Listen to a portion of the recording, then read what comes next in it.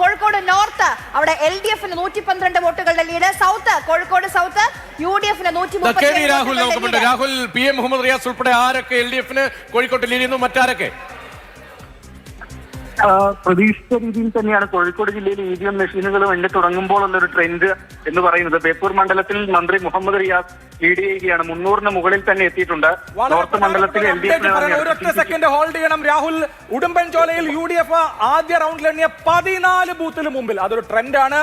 കഴിഞ്ഞ തവണ 38,000 വോട്ടിന് LDF ജയിച്ച ഉടുമ്പൻചോല മണ്ഡലത്തിലെ 1ാം റൗണ്ടിൽ വലിയ ലീഡ് UDF കിട്ടിയിരിക്കുന്നു. ആദ്യം എണ്ണിയ 14 ബൂത്തിൽ 14 UDF. അത് ക്ലിയർ ട്രെൻഡാണ്. ഇനി രാഹുൽ കോഴിക്കോട്ടെ കാര്യം തുടർന്നോളൂ.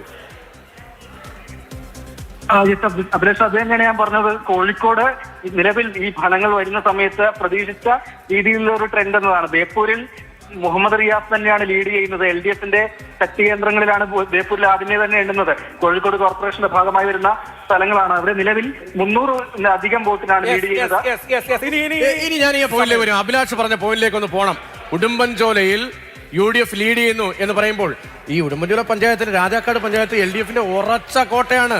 അതാണ് അവിടുത്തെ പാറ്റേൺ. അവിടെ UDF ലീഡ് ചെയ്യുന്നുവെങ്കിൽ അവിടെ വീഴുന്നു, LDF ഇടുക്കിയിൽ വീഴുന്നു.